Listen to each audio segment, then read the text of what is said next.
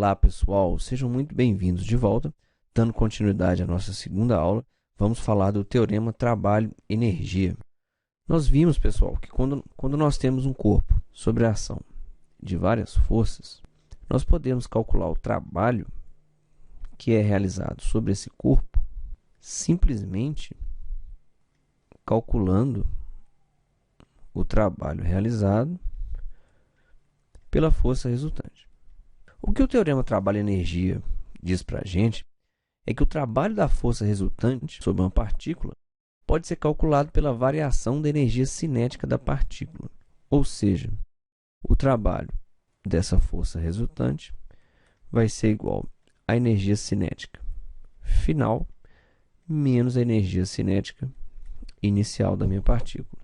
Em outras palavras, se a força resultante Fr atuando sobre um corpo faz sua velocidade passar de V inicial para V final devido ao trabalho dessa força, o trabalho realizado por Fr poderá ser calculado por o trabalho da força resultante será igual a meio de mv final ao quadrado menos meio de mv inicial ao quadrado, ou seja, a energia cinética final menos a energia cinética inicial.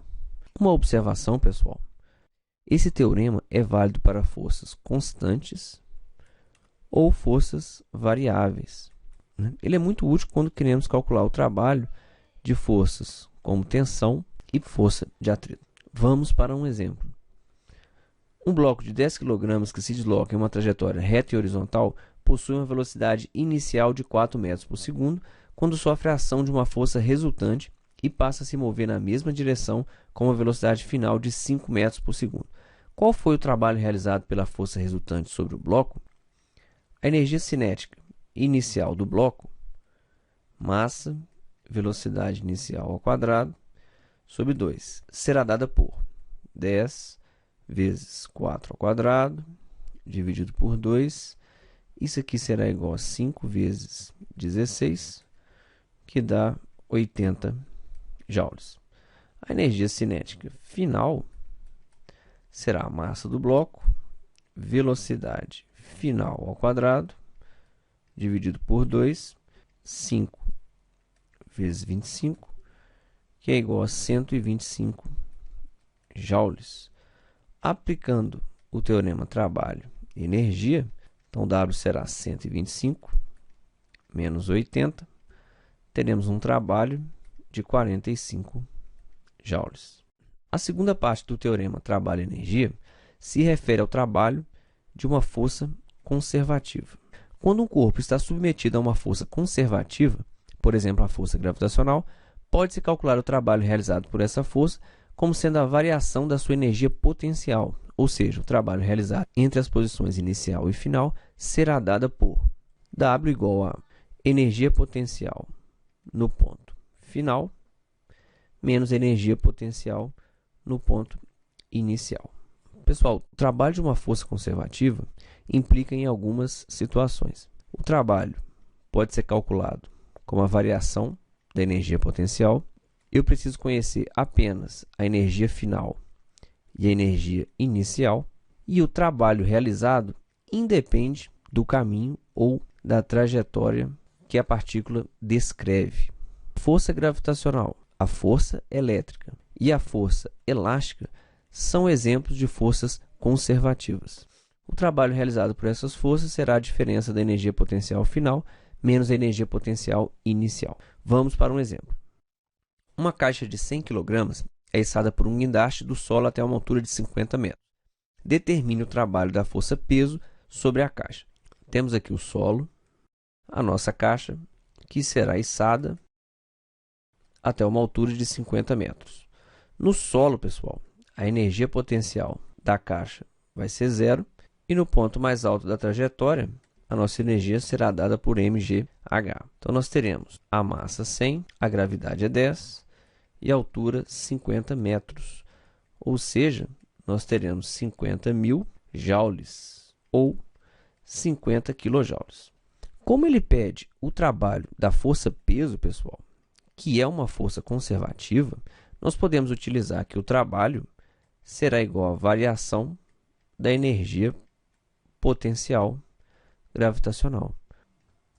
ou seja, o trabalho será a energia final menos a energia inicial. Teremos, portanto, um trabalho de 50 kJ. Forças dissipativas são forças que geram perdas de energia no sistema. Um exemplo de força dissipativa é a força de atrito, que ocorre durante o movimento relativo entre duas superfícies em contato. Nesse caso, haverá um aquecimento entre as superfícies envolvidas e ocorrerá o aumento da energia interna dos corpos ou ocorrerá a perda de energia por calor.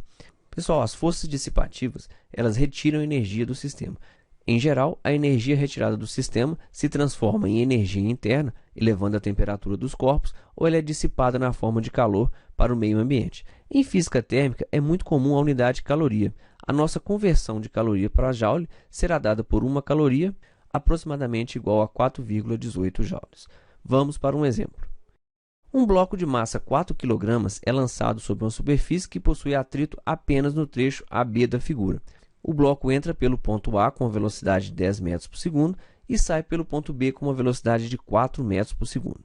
Considerando uma caloria igual a 4 joules, o calor dissipado pela força de atrito é igual a...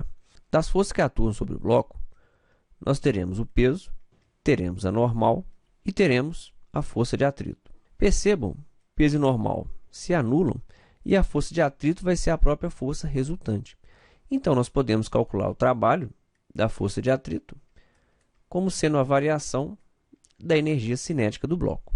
A energia cinética inicial será massa do bloco, velocidade ao quadrado sobre 2, nós teremos 200 joules de energia. A energia cinética final será a massa do bloco, velocidade final ao quadrado sobre 2, 32 joules de energia.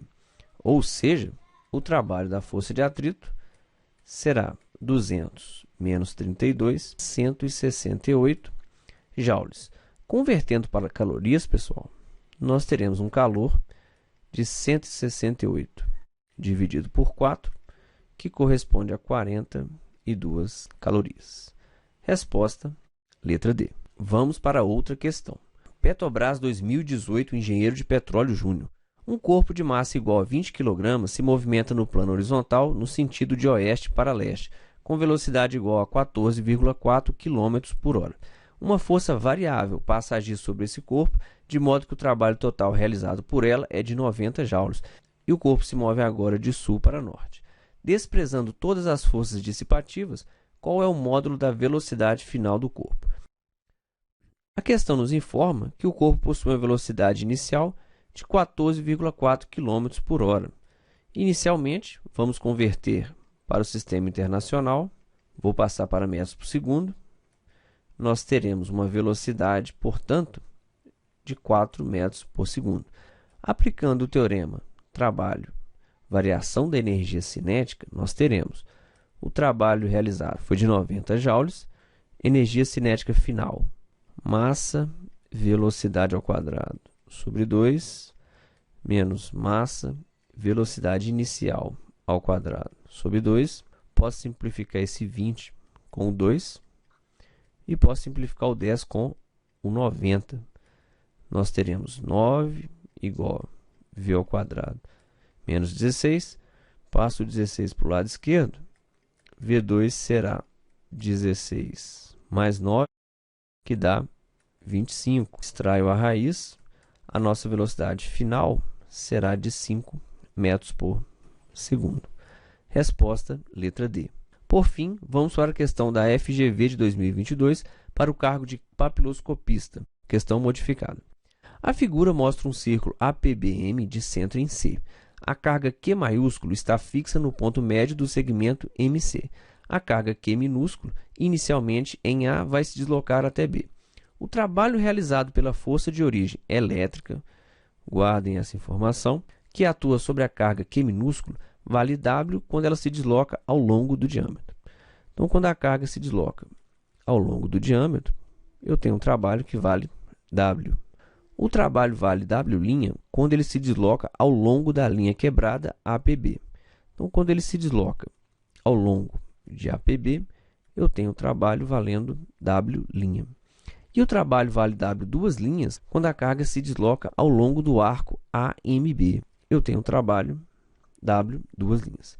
Nesse caso, é correto afirmar que percebam que eu tenho uma força de origem elétrica, ou seja, a minha força é conservativa. Segunda observação, o ponto inicial e o ponto final são os mesmos. Se eu tenho uma força conservativa, o trabalho depende apenas da variação da energia potencial, basta eu conhecer o ponto final e o ponto inicial, e o meu trabalho independe do caminho ou da trajetória. Logo, o trabalho é o mesmo nas três situações. Resposta, letra A. É isso, no próximo vídeo estudaremos o trabalho realizado por uma força variável.